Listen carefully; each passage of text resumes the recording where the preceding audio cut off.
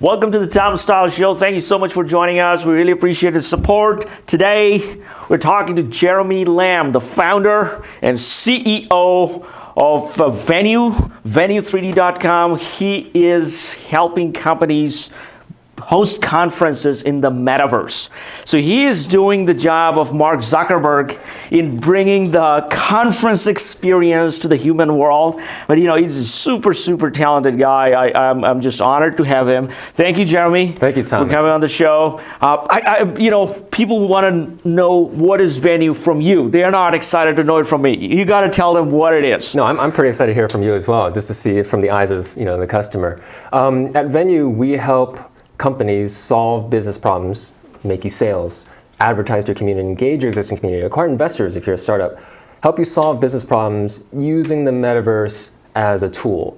So hosting events is a great way to help you get customers, help you advertise, help you get exposure, bring a community together, and sell your product. So yeah, in a nutshell, we use the Metaverse to solve business problems. I see. So let's go back a little bit. What is the Metaverse? Everybody has a very different definition. Yes. There are multiple definitions. Yes. The way I see it and the way that we talk about the Metaverse at Venu, the Metaverse is a place where anybody in the world can come in and you can get a group of people from all around the world together and they can do amazing things. Oh. So we come from it from an event standpoint. So let's maybe back up and just think about an in-person event, an in-person conference. Yeah. If you work, then you've probably been to some sort of conference. Regardless of what industry, tech or auto or healthcare or whatever, you've been to a conference. Why do we go to conferences? To meet people, to see what people are working on, to find our next customer, to find our next partner, find our next investor. That event creates a lot of value, these connections, meeting people. But there's a big cost to in-person conferences, right? You have to fly, you have to hotel, the time cost, spending a week or two away from work and family. So then we thought, what if going to a conference can be as simple as clicking a link? So that's what we use the Metaverse for. That's what I mean by Metaverse, is bringing people together just like you would in real life. Yeah. Getting to walk around, so there's a 3D element there, right? So getting to walk around in a 3D environment, bump into people, have these spontaneous conversations. Imagine, you and me at a conference and I overhear you talking about your show and I go, hey, that's really interesting. Tom, tell me more about your show. I'd love to be on. But we can do that in the Metaverse. I can bump into you in the Metaverse at an event like this. Yeah. So it's just a click, just like a link, a Zoom link. Exactly. You click and then you go. You can walk around. You can meet other people. You can socialize. You can present yourself. This is absolute, and the cost is very minimal. Yeah. Because you don't have to rent the hotel. You don't have the whole flying people there and the ticket and the physical people. Now the one thing I always, this is the first thing that comes to my mind. When people say, oh, this is amazing about Metaverse, this and that, I want to see real human being, or even if it's in the Metaverse, I want to see human-like people, people that are walking and talking more like human, not more like a cartoon. Yeah. Is that a possibility in near future? Or Possibility, it's a reality. Oh man, wow. So let me take a step back. You mentioned earlier a single click of a button. Yeah. What we do at Venu is we listen to feedback like that. And thank you for your feedback about, I want to be able to see people's real person, right? The single click was a piece of feedback that a lot of our customers gave. I don't want to have to fill out a form. I don't want to download. I don't know what a zip file is. I don't know where my downloads folder is. So we listened to the feedback of our customers and we made the experience a single click of a link to join. You just click your calendar link, just like a Zoom meeting, and you're in the Metaverse. To your point just now, I don't want to just look at a cartoony version or avatar version of them. So just recently, and I can show you the video, we've developed a hologram hologram keynote technology where I basically at our last conference presented my keynote as a hologram, in this outfit. Actually, that video that you saw. I saw that. Yeah. Oh man, I love it. I love it now. Because when I saw you as a hologram, like the Tupac hologram, right? Yep, and then there was the show Silicon Valley. They had that guy, right? Yeah. So I was like, maybe he's the founder. So he created a hologram of himself, and everybody else is like a cartoon in his world. Is that just for you, or other people can be a hologram too? Yeah, anybody else can as well. Just for that event, we were testing it out. It was literally the first time. I'm the guinea pig, giving a speech as a hologram. But people were like, "Wow, this is really cool. I want more of this," or "I want this." So we're bringing that into panel, interview discussions. Okay. And in fact, since you're recording this, I can bring this into the metaverse with us as holograms in front of our desk. And have a live audience in the metaverse watching this. Yeah. We can premiere it. This is what I'm saying. I want to do my show on the metaverse through you. Yeah. Whenever the technology is, the hologram and all that is available. Hey, we do it next month. Absolutely. whenever I'm here, whenever you want to do it, absolutely. Because when we started the show, I don't have journalistic experience or this kind of experience at all. So I was asking people, what should be the idea, things like that. I was like, let's talk to the entrepreneurs, learn more from them. One of the things I asked people, hey, what if we do the show on the metaverse? What does that even mean, right? So for people my generation, I'm like, how do you even think about that? Like, how do you people? What's the value of the metaverse? Right? Why do we need it? Yeah. So now let's say, hypothetically speaking, I'm doing this show. I put the clips on YouTube, things like that. People can see it, right? Now I say, hey, you know what? My studio is not too big. I can't have live audience. But a lot of people say, hey, Tom, I wanted to see you when you were talking live so that we can interact, we can clap, we can, we can ask questions with the audience, right? Yeah. And I was thinking, man, in order to do that in Silicon Valley, I need to take a big location and a lot of stuff, security, right? So all kinds of things because and then also in front of a live audience, you need the crowd control, the whole setup, camera crew, right? The whole camera crew, So I was thinking, how about Jeremy? He has the conference experience in the metaverse. Can we do the show on the metaverse? Yes. Now, so in this hypothetical scenario, kind of walk me through, like, if I want to do it, what would be the process? We're doing it right now. So what I would need is just this video, and then we'll apply our proprietary AI technology to turn this into a hologram. And I just have to schedule with you, hey, when do you want to come in for a Q&A? We'll have a live audience. Hey, let's coordinate, bring your community in. That's all the work. Yeah, we're recording it right now. This is the hologram. We send them the link, they click on it, and boom, when they come on there, we can see them. Yeah, and I want to touch on something you were talking about before. We were talking about the value of the metaverse, right? Like, why do we need it? You mentioned the live audience, and not only is having a live audience while we're presenting and talking useful, because we get feedback from the audience. Yeah. And in the metaverse, feedback works a little differently. In person, it's laughter or like clapping or like a noise, right? Yeah. In the metaverse, we have that, but we also have emojis, and we also have a chat that you could observe. So there's a lot more ways to get instantaneous real-time feedback. So I'm sure as you're talking, you hone in on what people are interested in, right? You dig deeper, or you move on, or you crack a joke at a certain point. It's a back and forth play. The other thing is, and after, like, I'd love to be able to just walk off the stage and talk to people, right? Yeah. We're grouping together a group of people who are interested in this topic. They're probably interested in talking to us, and we're probably interested in talking to them about partnerships, about being customers and whatnot. And then the other thing is, as we've grown and we've been working on this in this space for 7 years, we're starting to see, at first, Metaverse was just a cool thing. Oh, it's a cool tech. And then it was like, no, this solves a real problem. It brings people together, right? Single click of a link, international audiences. And then it was like, no, it's not even just about the event. When you think about an event, there's the pre-event, the advertising, the sales, the registration, the hype, and then there's the content and experience during the event, people talking to each other, connections, and then there's the post-event, and that's when you generate all the marketing content and the videos, right? What you're doing with this on YouTube and on the social media platforms. So that's sort of where the idea of the hologram came in, is like, how do we generate interesting marketing content where even if you don't go into venue, you don't go into the date and time of the event, that this is really appealing, this is really cool. Like, you and I could be doing this at home as a hologram. We don't have to be in person. Oh, yeah. And it'll look and feel really cool because we're holograms in the metaverse. Yeah. compared to say like a 2D video conferencing, two screens on a webcam. Like the Zoom thing, I hate it. Right. Oh my God. I told our guest, if you guys want to fly down here, I'll pay for your flight. But it is Zooming and stuff. I hate it. That's why I created that side of the wall with less Zoom feeling and more like a TV, so that at least it looks like the guy is physically there. Yeah, I saw it. Nice, I was.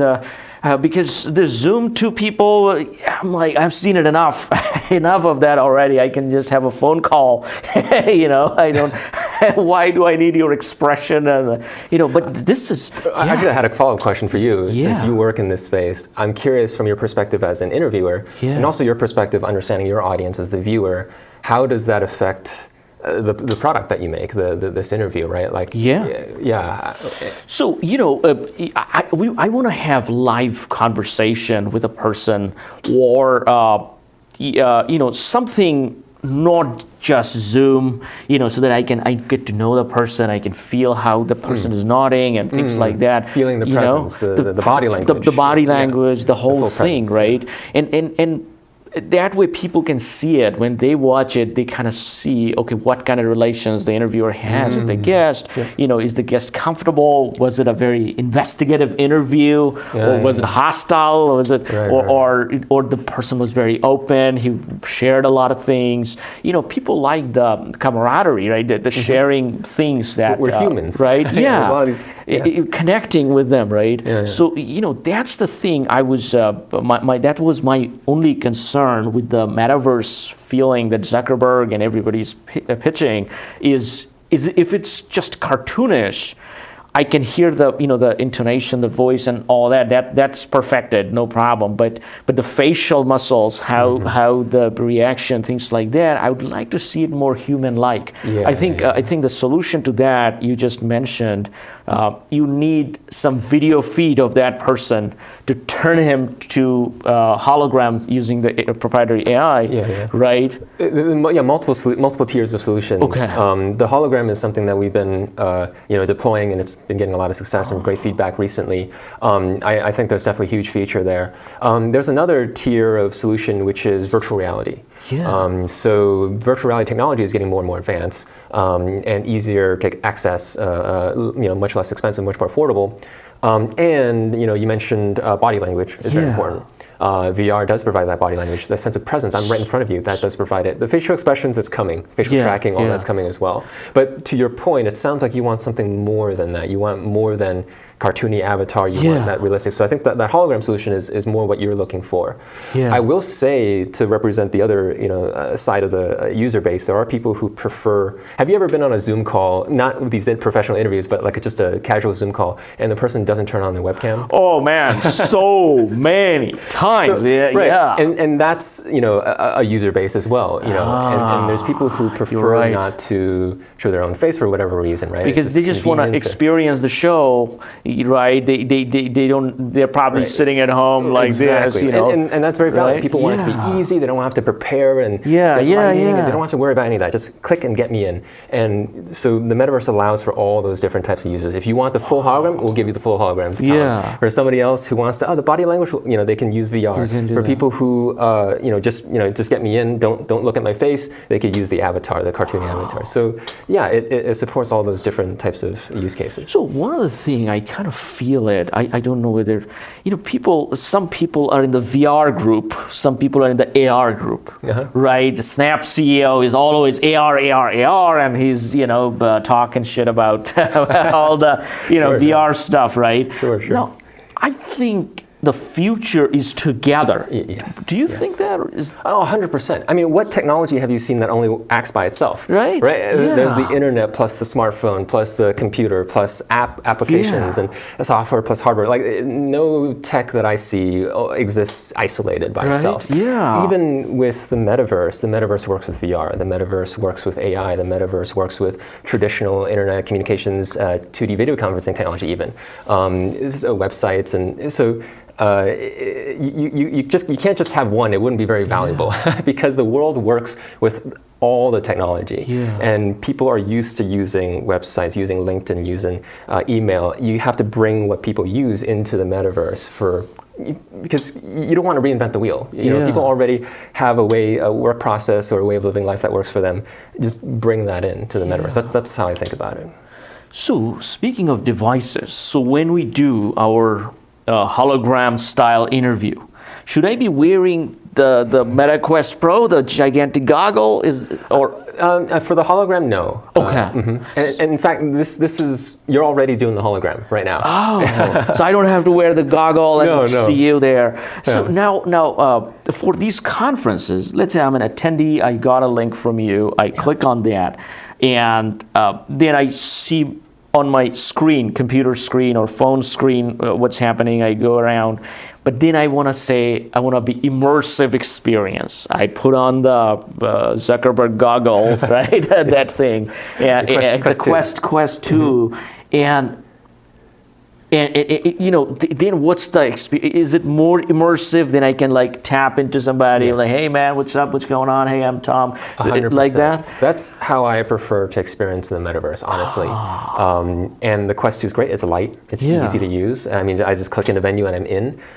It's a click of a link still. So that's how I prefer it. It's way better in VR, especially if I'm here to, you know, interact with people. Maybe if I'm just here to watch and observe and, you know, you'd be multitasking, doing email on the side, I'll attend on my MacBook or I'll attend on my Windows laptop. But if I'm actually here to engage, like I would be at a real conference, I want to be in VR. I want to feel like I'm here. I want to feel the presence of people, and I want people to feel the presence of me. Because, like as you said, you know, when you're talking to people, you get the body language. It goes both ways, right? Receiving the body language, but also portraying the body language. You know, how it establishes your credibility, your confidence in what you're saying. If I'm trying to sell somebody something, if I'm trying to pitch to somebody, that's important. If I don't have that, I lose that piece of that communication of my sales pitch, and my pitch becomes less effective. Yeah, because now talking to you, I feel that you're a human, you know? Thank you. I was, try to be. When I was seeing you on the Metaverse and all that, you know, sometimes I felt like, is he actually another robot version of Zuckerberg? What's happening? is he a human? You know, that was, but man, wow, okay. Live interaction. Live interaction. You cleared that up. Man, you're very good. Now, so the device and all that. Now let's get back to your background. You went to Georgia Tech, you did computer science, you went to work for Microsoft, you left the cushy life of all the fancy money, and then you started this entrepreneurship. You know, tell us more, what happened? How did you start? What's the thing? My story is kind of weird. So when I was 14 years old, I watched this anime cartoon called Yu-Gi-Oh! It's this card game. Anyways, the only thing you have to know about it is they have holograms and they have virtual reality. And I watched that and I was like, that's what I want to do. And since middle school, I've been talking my friends' ears off about we need to do that when we grow up. We're going to start a startup, we're going to start a company, we're going to do holograms, we're going to do virtual reality. In fact, I'm just going to give you a teaser. Two of the founders I live with right now, they're from middle school. So wow. In the end. But yeah, that's what set me on the course for Georgia Tech. That would set me on the course for being a program manager on Xbox One. And then on HoloLens, very lucky enough, I had very great managers. Shout out to Fred and Paul at Microsoft. And that's what, as I was working on HoloLens, that's sort of, it clicked one day. It was the Saturday before, it was the Saturday after they announced the HoloLens. And when we're working as engineers, I'm sure you understand, like when you're working on a secret project, you don't know if it's going to get canceled. It could get canceled any time. So it's not real until they announce it publicly. And they announced it publicly that Tuesday, and that Saturday, something just clicked, and I was like, oh, I think I'm ready to leave now. Wow. Because the tech, I could feel the tech being ready. The tracking technology, the VR technology back then, the Oculus had come out, the Vive had come out, and now with HoloLens, I felt, you know, this tech was ready to be used. So we started off, so then I called my friends from middle school, high school, college, Microsoft, and we just got together on Google Meets, and we just started talking about, you know, we wanted to make VR games. We started making VR games. I left Microsoft, did a cross-country road trip. The quick side story, in college, I worked on this, I was really into robotics as well, and I worked on, and I felt, God, it took me until college to start to learn robotics, and I had to learn it on my own. There was no class that I took for it. that's so dumb. Even a 5-year-old could learn it, I said to myself. So I started making these robotic teddy bears with Arduino microcontrollers, programming, wiring, teddy bears, servos, that just hugging teddy bears. Yeah. And started teaching elementary school students college level robotics with robotic teddy bears. And that became a pretty good business because parents were willing to pay a lot. The kids actually learned. I had the kids teach how they built the robot afterwards, hardware, software. Anyways, I took that around. That was basically the money I made from that helped me pay for rent while I hopped on these Google Meet calls with my team to make VR games. And everybody was still working remotely. Everybody was still doing this part-time. They were still doing their full-time jobs at wherever they were working. And then I was like, we actually don't know what we're doing. But I know there's other people in the world who do know what they're doing, making VR games, opening VR arcades and theme parks, and making VR hardware. What if we can bring all those people here into Mountain View, California, into Silicon Valley, and I can learn from them. I can ask them questions. I can hear them speak. I can partner with them. I can form business partnerships with them. And that's what we did. I just started sending out cold emails, cold phone calls. I got a few nasty rejections, but I got a lot of actual people registering and booking flights and booking hotels and coming. I was like, wow. And then my team looked at that and was like, oh, we should come too. There's something happening. We all came for the conference. It was called VR Arcade Conference, 2016, held at the Comedic History Museum. And that's sort of when our team saw, oh, this is real. Like all the people around the world from UK, from Australia, from Asia, from all across America and Canada flew in and demoed their crazy VR experiences and tech. And that's when our team started to quit their jobs and we got a house. And since then, we've been hosting conferences every year. We've since pivoted from making VR games to opening our own VR arcade, to people hiring us to make VR games for them, to people hiring us to make healthcare and meditation and safety training and other enterprise service applications for them. And in 2019, our business was pretty stable, our service model was pretty stable. I was looking for ways to get more clients, and I was like, where do we get the most clients? Oh, we meet the most clients who hire us to make games and apps for them at the conferences that we host. But I can't host more than one conference a year. 6 to 12 months of lead time to get people to book flights, especially your celebrity keynote speakers and hotels and costs. But what if it was as simple as a click of a link? Yeah. And we started looking for other platforms. We started trying to use other platforms to host meetups, smaller events, to see the experience. Nothing worked. It was a terrible experience on every other platform. And I don't blame them because every other platform was made for you to make friends, to hang out. It wasn't made for business networking, business conference. I'm here to make sales. Get me in, get me out. Optimize this. Right? I'm not here to make friends. I'm not here to explore. I'm here to do business. So we're like, you know what? We know how to make online multiplayer VR experiences. Let's just make Venu. Spent 2.5 weeks in February of 2020. Held our first 100-person investment conference. The feedback, again, was incredible, overwhelming. Much greater than any of the games that we made. People loved the little 2.5-week prototype of Venu than any other game we made in the past. But hey, there's something here. We should spend a year on this. A year later, we got into the YCombinator accelerator program, and that since accelerated us to, hosting conferences with our customers, career fairs, that YPO healthcare COVID trade show I mentioned. We've been hosting conferences for this African women's group, activism group who's being persecuted by their own government, but they're able to host the event and gather their community of artists in the Metaverse because it's a safe space, and as well as a bunch of tech events and investment events. So connecting Y Combinator start founders with investors. So that's our journey. Man, here, that is a fascinating story. Wow. So this is your lifelong dream to build this hologram and the whole 3D world together. It's funny how it comes full circle. It's a full circle. Now, the thing is, so now, are you guys still doing the VR arcade game development, those things, or that's done? When Venu took off, we were like, let's focus 100% on this. 100% on this. Otherwise, you'll be too diversified. And that was, we made that decision in February, right after our first 100% conference of 2020. April of 2020, everybody's in lockdown, and that accelerated our plans a lot as well. Everybody needed to host events with us.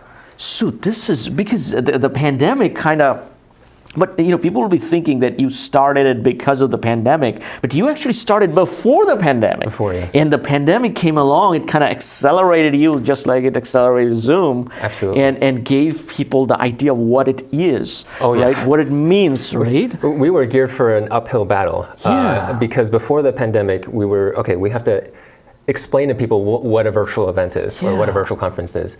But 2 months later, everybody knew what a virtual event was. Everybody knew what virtual was. Everybody had to have a laptop, right? So and had to work from home. So a silver lining was it did accelerate. Yeah, it's a lot. Wow. So now your team. Do you have like a dedicated few people, or you were the only one dedicated? We have our founding team. We all just work out of our house in San Jose. Wow. Yeah, we live together. We're basically family now. We've gone through all these pivots. So all of you together coding, and just like I did art. I did a show on the Mr. Beast. He has the whole team together. They're all doing things. He can check up on them, and so I think that's part of the startup experience too. Right? It's being lean and scrappy. It's working with your friends and people you love working with. We've basically become family now. Wow, man, that's so. Yeah, this is, and if anybody says, "Hey, I want to," let's say an investor you're pitching, and the investor says, "I want to see it," but I live in New York. I'm in Manhattan. I don't want to fly down. You just give him the experience through your Metaverse, send you a link. And he can just, whoa, okay, this is how you guys sit down. Okay, wow. I think in order to make it more mainstream, there needs to be more of a comedy style documentary on this, or a show might be too long, but at least some kind of documentary on this, not in a very journalistic way, but more of a comedy entertainment way, right? So I think because that's the biggest question for people, like how do I experience that, right? Because in this case, there is a thing that a conference is a group of people. So if you want to experience all by yourself, that's a difficult thing. So you gotta have that day. You can experience it when that happens, right? Yeah. So that's one thing. It's not like I go home. I'm like, oh, I want to experience Venu. Let's click. that I'm the only one showed up. Nobody else. Right? It's good and bad because. What an event does is it gives you a reason to use the metaverse. It's the value prop is not just, hey, check out the metaverse. No, the value prop is meeting all these people who are going to be here at the same time, and we've curated who's going to be in the room. They're all your potential customers. They're all your potential partners and investors. So I'd say it goes two ways. There is a lot of value in using the metaverse to bring a group of people together at the same time as well. Yeah, because all of them have the shared experience, right? They kind of remember each other, like, oh, that guy was in the metaverse. I'm curious to learn more about your comedic angle. I personally, just aside from work, am very interested in comedy as well. Oh, really? Comedy podcasts, comedy talk shows, just stand-up comedy. Man. I'm curious to hear, learn more. I'm not a comedian myself, but I love comedians. I love comedy, whether it's Jerry Seinfeld, whether it's the Curb Your Enthusiasm, or whether Andrew Schulz is killing it now. All the comedians, I have so much admiration for them, because they can bring in so much complex idea in a fun way. And I think in the tech world, that's what I wanted to bring in, because a lot of times I see you go on different interviews, talk to them, and they're asking you very straightforward questions. How is it going to help, and blah, blah, blah. Nobody cares, Nobody cares whether you become a billionaire tomorrow. Nobody is interested. People like, if you can show them something they can experience, or if you tell them something they laughed at, then they go, oh, yeah, that guy, I know him, So that's kind of, that's my very, very, lofty goal. If I can bring in that idea, the comedic experience. I'm 100% with you. Right? I've experienced this personally with the news. Right? I never watch the news, but I would get news information via comedy, right? Yes. Via talk show like Stephen Colbert. And, whether it's Colbert, whether it's Gutfeld, whether it's Jimmy Fallon, Jimmy Kimmel. So because nobody. And that's one of the reasons I think CNN hasn't been doing very well, because it's so straightforward news, and then others can say, oh, it's misinformation, this and that, the other guys. So I think the future of news is also bringing comedy.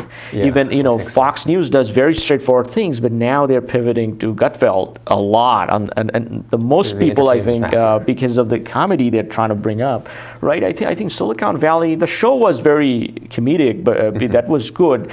but that always portrayed the nerdiness of things, right? Yeah. But so that's what I also thought when I saw your metaverse and pitch and all that. I'm like, this guy's a robot, you know. But now talking to you, I'm like, oh man, he's just like us. He's a human being, you know. He laughs at jokes, you know. It's not like he's just pitching everybody, right? So I hope I can bring that to the guests, to the people that are watching, and you know, they would say, oh man, I can connect with him. I want to invest in him, or I want to use his product, or I have some company conference coming up. Let me use his venue to do that. Right, because the thing is, people. One of the videos I did with the influencer products, right? Because when you were talking about Coca-Cola and Pepsi and all that, you don't know who the owner is because it's just so old, right? You might even know some of the shareholders, but they're also another corporation, things like that.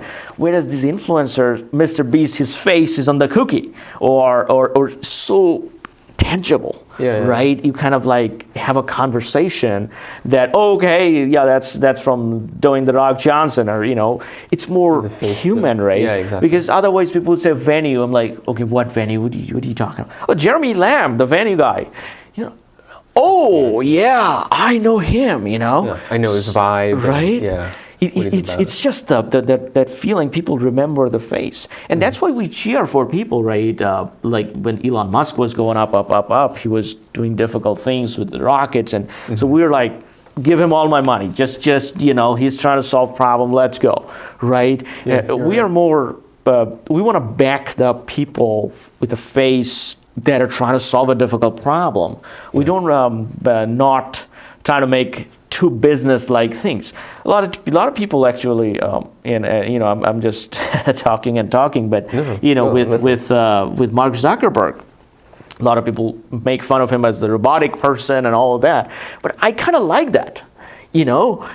I kind of like him to be that kind of robotic style, you know. That makes me, I don't know why I like it, but that's a lot of comedic material that gives you, right? But I kind of like that style. And then he went to Joe Rogan the other day, I think a couple of months ago, and he was talking about jiu-jitsu, he was talking about wrestling and all that. I'm like, I don't care, man. I have zero interest seeing you doing jiu-jitsu. You know, for that, I would go to UFC. I would watch Jake Paul for that. What would I watch you? But if he comes in and, you know, does some robotic stuff and, you know, talks some stuff and, you know, shows something, puts on sunscreen, stuff like, I'm like, oh, I love it. Okay, where can I buy that stock? Okay, you know. Interesting. That's the thing with we attach people with certain personality. And we start to love that, right? When they go and pivot and change and try to be someone else, they're not. Right. Like people appreciate genuine. The authenticity, right? The authenticity is what, and that's what I'm getting from you. That you loved it and you're pursuing the love. It doesn't matter whether it makes money. It doesn't matter how long it takes. You're just pursuing your passion, right? Yep. This is so amazing, man. So now, you know, regarding financials, investments, things like that, what kind of phase are you in? Are you pre-seed or you seed? What do you? This is where I might get a little more robotic again. That is fine. I love that. So many times since my seed. But yeah, we're in seed. We're raising our seed round. We've raised over 600K. Wow, congrats! Thank you. Yes, good. 10 million valuation. We've worked with a lot of VCs from YCombinator, a lot of angel investors that we met through YCombinator. We're looking into testing the waters for equity crowdfunding round, where you don't even have to be an accredited investor. If you like what we're doing, if you believe in us, if you want to live in the future and also want to influence and shape the future of the metaverse as we're building it, then starting at as low as $100, you can invest. So we're looking at a lot of different opportunities, working with the big check, angel and VCs, but also at its core, Venu is a community building community product, right? We only exist because people gather here, right? Because of a community. So like, why not bring our community into everything that we do? Our sales, our marketing, our development, our design, and also the fundraising, the investment, the actual, become stakeholders.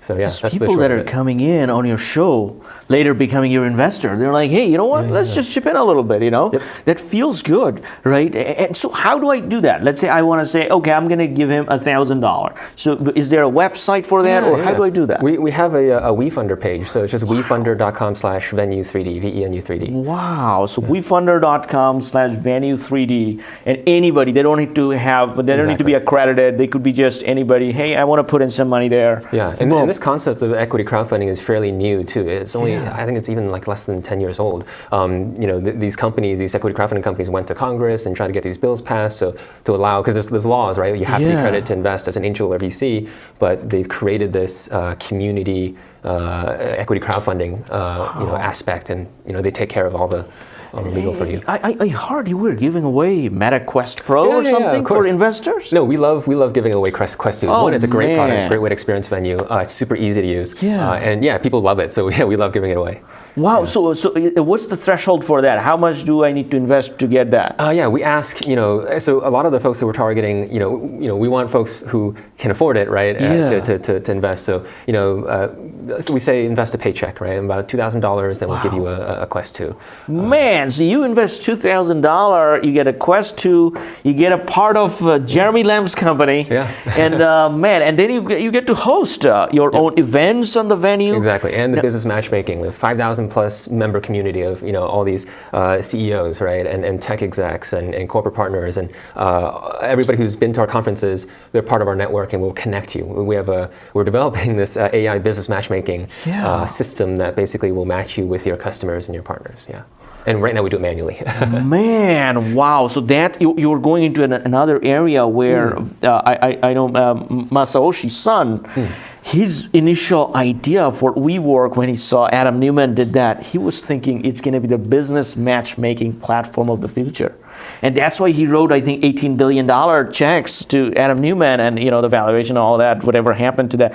But I think you just solved that problem using AI in a virtual world, right, of business matchmaking, because you're the organizer, so you have the data, right, for all these companies, and these are... They gave us the data in registration, and in fact, it's to their advantage. In the registration form, you have your name, your email, your website, your company one-liner, what business opportunities you're offering, what business opportunities you're seeking, and then we even have a line for like who specifically, what companies or people do you want to connect with. So they tell us who they want to connect with, whether they're at the conference or not, and we'll invite them or we'll connect them in a meeting together. And we've been doing that manually for both our in-person and our Metaverse conferences. And we're like, wait, that takes a lot of work. Can we automate it? Hey, AI, right? We have all this data already of, of what emails get responded to. If we connect these two people, they do respond. If they connect these two types of people, they don't respond, right? So, Wow. So that's a larger vision. So from the platform to services around it. So you're providing those.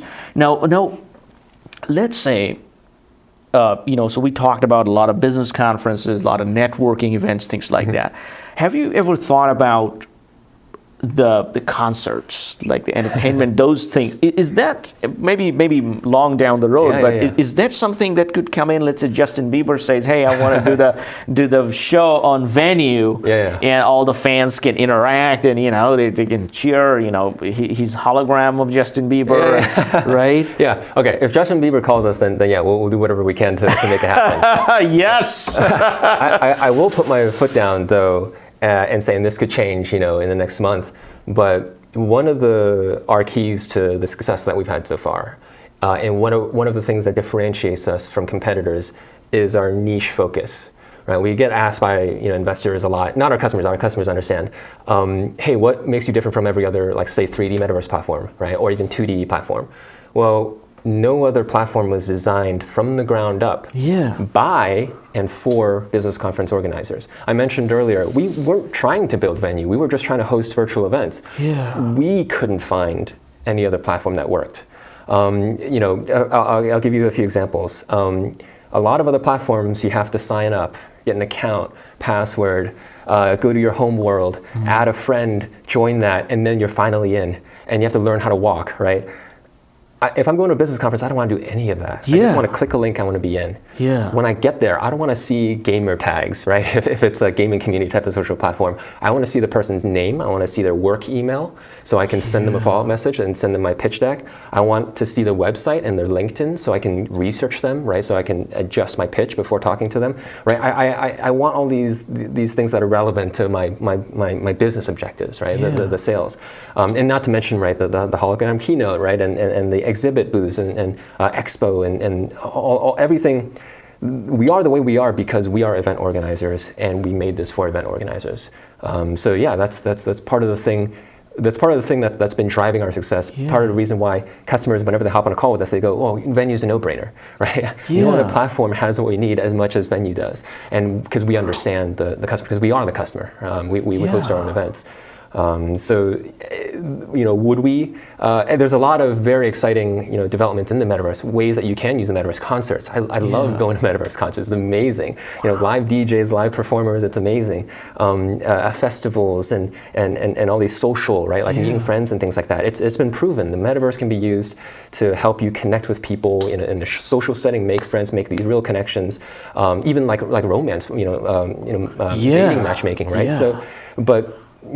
For us, we're solving our niche markets so well because we've been so focused on this niche, and we're gonna keep, our plan is to keep doing that till we're, everybody knows us as the #1 business conference platform, and once we feel like we've owned everything there, then we'll go, okay, what else can we use this for? But we're very customer focused, so. If a customer is hosting a career fair, for example, with us, right? And then they go, hey, in addition to the career fair, can you make us an interviewing space? Can you make us a job board experience? People will walk through and learn about the job opportunities. We're going to listen to our customers and sort of expand that way. So if we do a music festival, an art festival, and they go, hey, can we have an art exhibit that's always there? A museum? Can we have a concert stage? We'll start building these, and we have been building these for our customers as well. So we sort of, our strategy is to expand via our customers as a channel. Yeah. Wow. So those are custom solutions, and a lot of your corporate clients would be like, "Hey, we want our logo, we want our theme to be there, fully customizable, and and so people can experience that." And wow, this is a I was kind of skeptical when coming into this, but now I'm fully sold. I'm thinking. I'm not just sold, I'm thinking, how can I use your platform to solve my problems? To bring our people, because our people are all over the place. They're in New York, they're in Texas, they're in Dallas, they're in different parts of California, they're in Seattle, there's many communities, they're in Shanghai, right? So how can I bring them all together?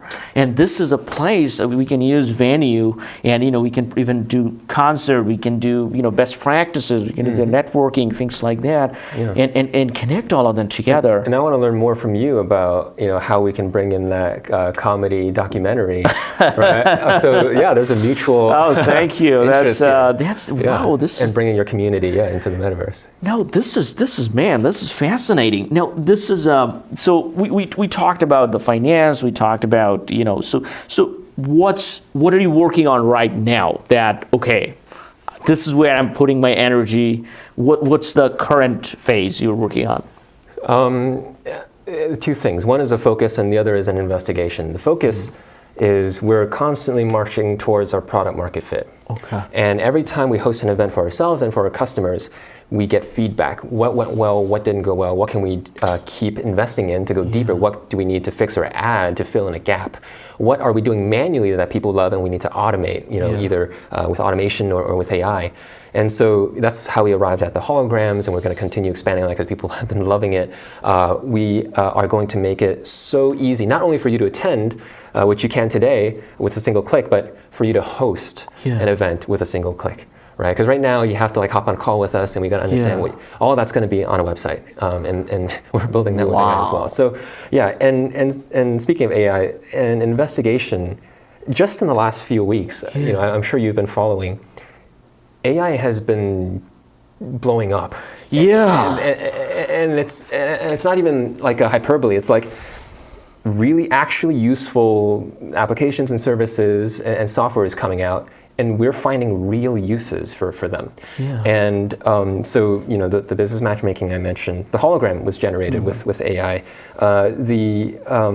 Doing sales and marketing with AI, doing development, and web development with AI, doing 3D modeling and 3D environment creation with AI. Wow. So that all becomes really relevant for us because, everything we do manually today, we hop on a call. How many people do you need? How big do you need the venue? What do you need in your venue, right? Speaking space, 2 auditoriums? Okay, how many expo booths do you need? What kind of theme, what color, what banners, what logo branding? What do you want to be in outer space? Do you want it to be, how do you want the shape? All of that we're doing manually, and it's been very difficult to automate, although we've been automating it. But AI can do it in seconds. So that's what we're investigating. We've already started, interweaving AI into a lot of our sales, marketing, development, design, but really basically leveraging the infinite resource that is AI. Yeah. Wow. So that's fantastic. Everybody talking about ChatGPT nowadays. Yep. My pizza delivery guy was telling me he can learn things from ChatGPT in terms of what he's studying for finance and some of the things, and the chatbot is creating a curriculum customized and personalized for him. And he was thinking of teaching that to his YouTube community, that, oh hey, learn with me along with ChatGPT. And I was like, it's just everywhere now. Everybody talking about AI. Back in the days, it was more of a Silicon Valley thing, right? And I think that it's become real. Yeah, it's just tangible, right? And now with your Metaverse, the conference experience, and if you put AI on it, it could be infinitely amazing, right? It's just. And the only problem with that is you have to fix the problems as fast as possible before applying AI on it. Otherwise, the problems might go all over the place. So. And the way I see AI is, and this is my personal view, and I'm sure it'll change as AI evolves, is AI works the best when a human has an idea of a problem that matters and a solution, and uses AI. Like if we had an idea, we're founders of a startup, right? We would need to hire people with the expertise who's been to the school or has work experience, and then we'd have to, actually spend time doing the work, prototyping, developing, designing. But what if we came up with the idea and we can just ask the AI to do all of it, right? Not only do the development and design, but do the sales and do the marketing. In fact, as like today, our AI is making marketing material for us. Our AI is doing sales outreach, email outreach for us. AI is developing web applications and scripts and designing 3D models. So. It's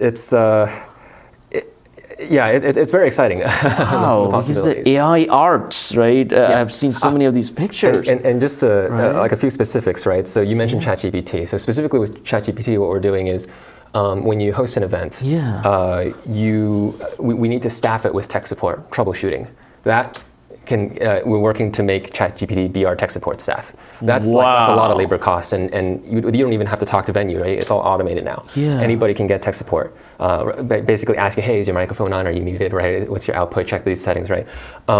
We always have to have an AV operator, right? Like kind of like what you have a camera crew yourself.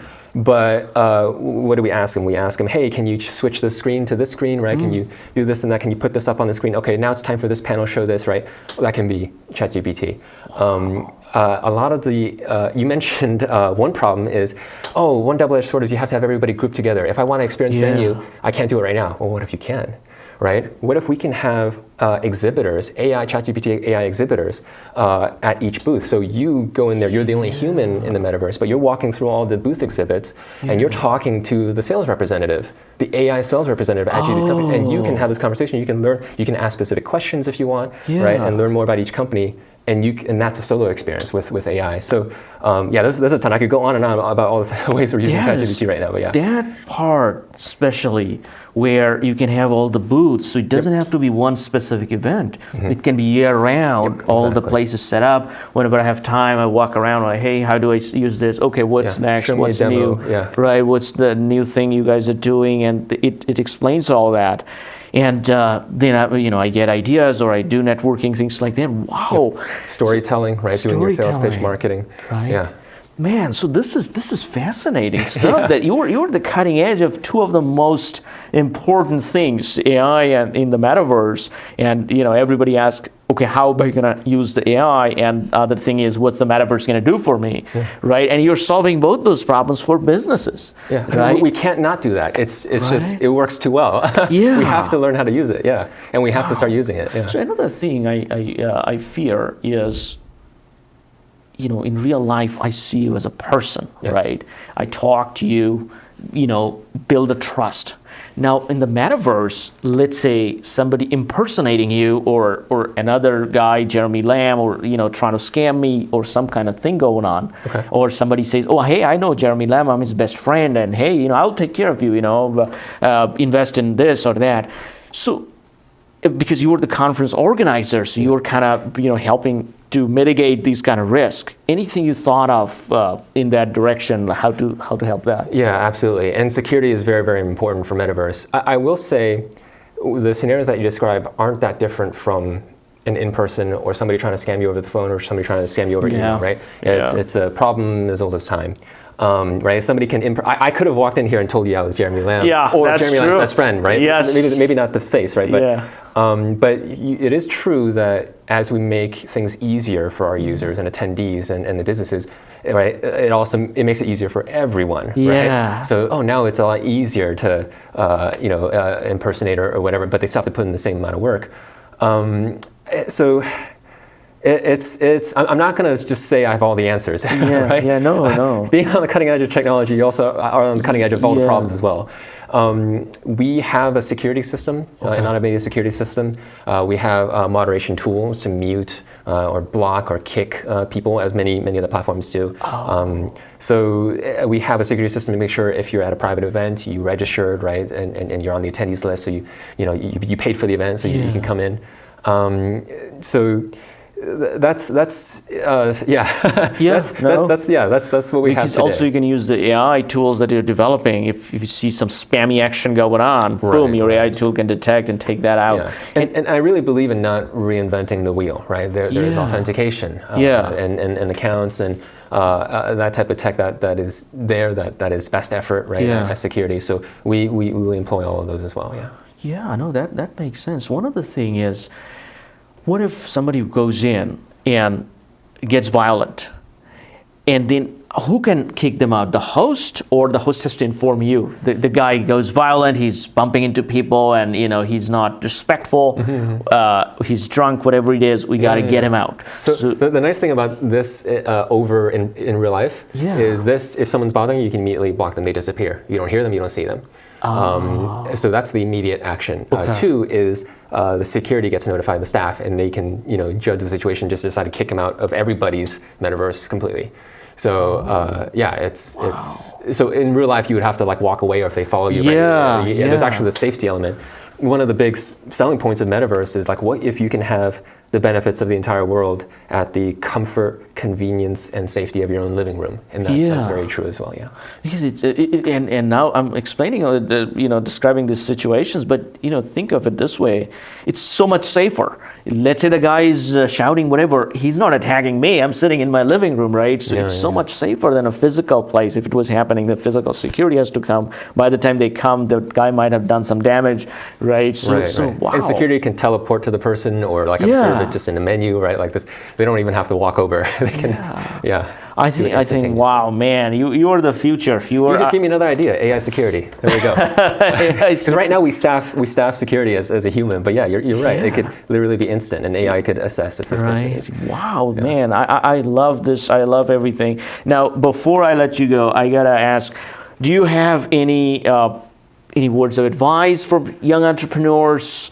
People that are watching you, they want to be the next Jeremy Lamb. They're watching you on YouTube. They're like, hey, you know what? I want to be him. I believe in this.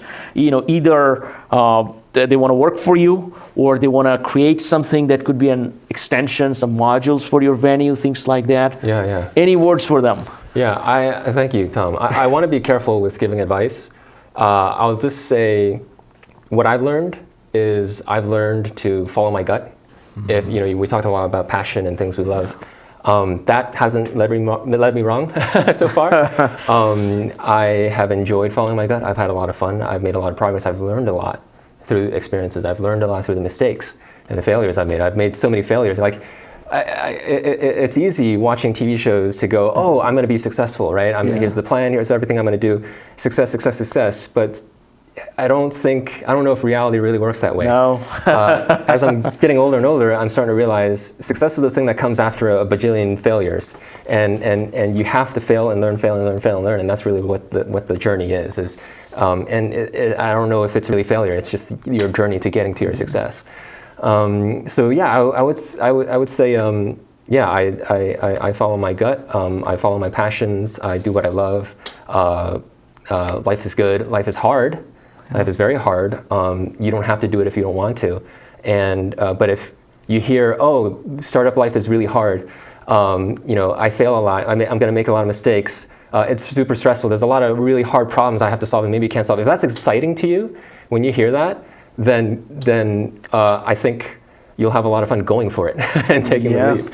So, just as I did. So, and then just, if you're interested in Venu, come check out our website. You can contact me. So the website's venu3d.com, VENU3D.com. My email, Jeremy, Jeremy, @venu3d.com, VENU3D.com. If you're interested in learning about, investing in Venu, shoot me an email, or you can check out our WeFunder at venu3d.com. Yeah, and if you're interested in exploring how you can use the metaverse as a way to advertise, market, build your brand, sell, acquire customers, or get investors, come talk to me. Jeremy at venu3d.com, my email. Open.